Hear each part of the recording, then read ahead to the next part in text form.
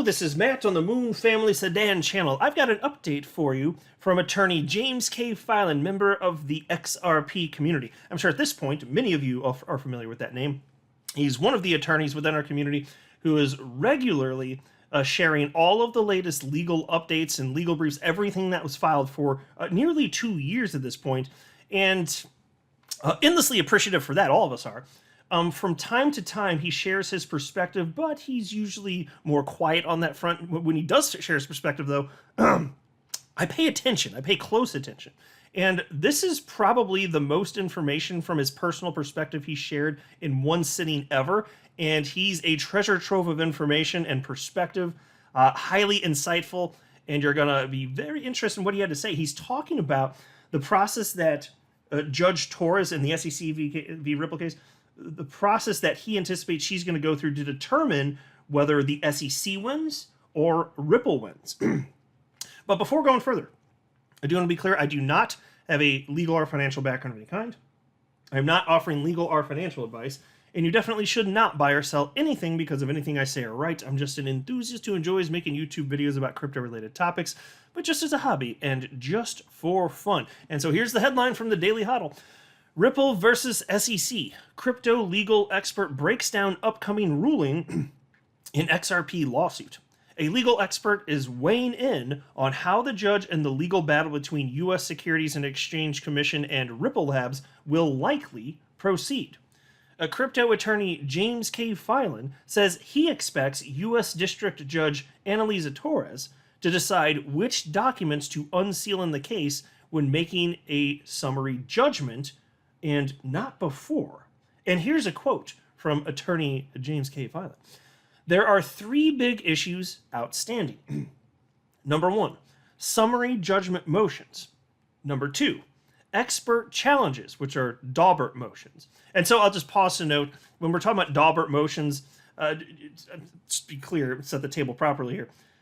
Ripple and the SEC, they have expert witnesses, and they're, they're typically paid.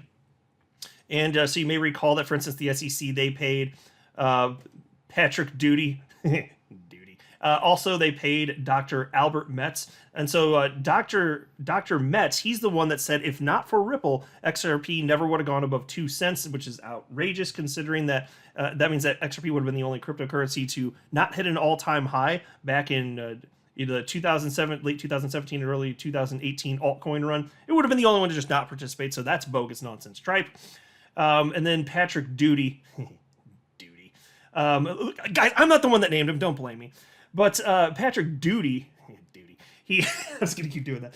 He claimed that he understood why XRP holders were purchasing XRP, but then when his feet were put to the fire, he ended up acknowledging that, okay, there's information that I was unaware of. I may have to rethink my position. So then the SEC ended up not using anything from him in the motion for summary judgment ultimately. And so when it comes to Daubert motions, whatever side you're on, you can try and attack, so to speak, the experts on the opposing side, and you can challenge, for example, that if there's somebody like Dr. Albert Metz that created a BS 100-plus page report saying that XRP would never be above 2 cents if not for Ripple, you can state that, for instance, the methodology is bad, as Ripple's expert witnesses did, by the way. And if that's found to be accurate, then you can actually get an expert witness tossed out. So that's in part why that's rather important. And then point number 3 here from Attorney Filan, sealing issues regarding the expert reports, the Hinman documents, and other material relied on by the SEC and Ripple in their motions, end quote.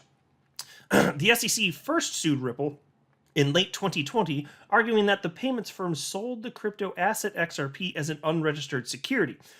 Ripple scored a recent legal victory when the court ruled in its favor, saying that the SEC must produce documents Ripple intended to use as evidence, including a speech of interest, by its former director of corporate finance, William Hinman, along with related drafts and internal emails. The speech made by Hinman in 2018 stated that Ethereum was not a security. Filan says that since the Hinman documents remain sealed, any references to them in upcoming court filings will likely be redacted. He said, quote, To the extent the Hinman documents are referenced, I think the SEC will redact those references as they have in the past. I also don't think that Judge Torres will rule on the sealing issues soon after January 9th, because it probably isn't how Judge Torres is going to approach the remainder of this case, end quote. Filan says the judge is likely to make one sweeping ruling during her summary judgment, just like she did in previous cases. And here's another quote from Attorney Filan. This is exactly what the judge did in a case involving Goldman Sachs that had sealing disputes, challenges to the experts, and motions for summary judgment. When she decided those issues, she did it at the same time, in one ruling. And in a footnote in that ruling, she basically said, if it's discussed here, in my opinion, it's a judicial document. I relied on it, and it will be made public. So just pause here. If this is the case, and I'll take him at his word, he's the legal expert, not me. As far as the Hinman stuff,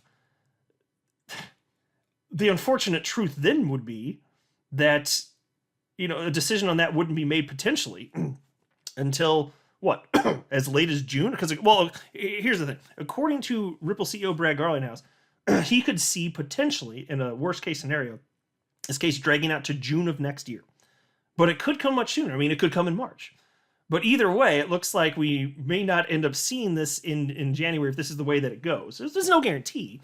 But we may be waiting at least several months to end up seeing these Hinman emails if we ever get them. Now, also, if there is a settlement, though, which I think is also still on the table here, it's a serious possibility this could happen. I've been talking about it, especially a lot lately.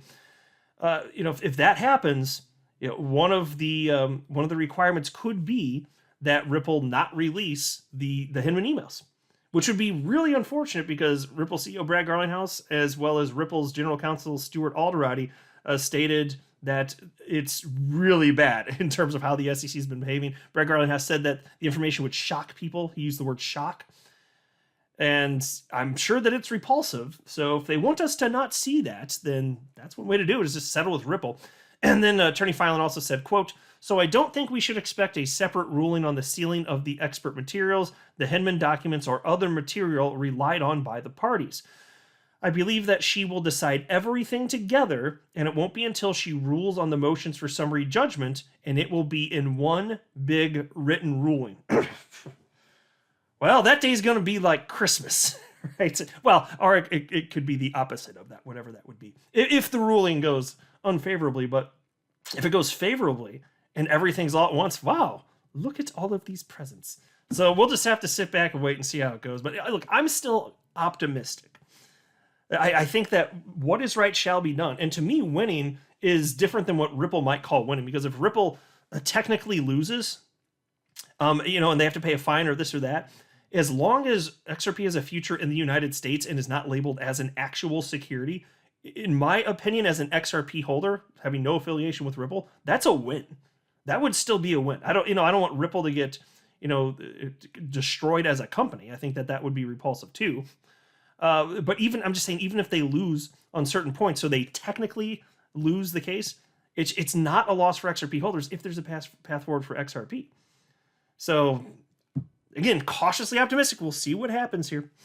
I'm not a financial advisor. You should not buy or sell anything because of anything I say or write. That would be a very, very, very bad idea. Until next time, to the Moon Family Sedan.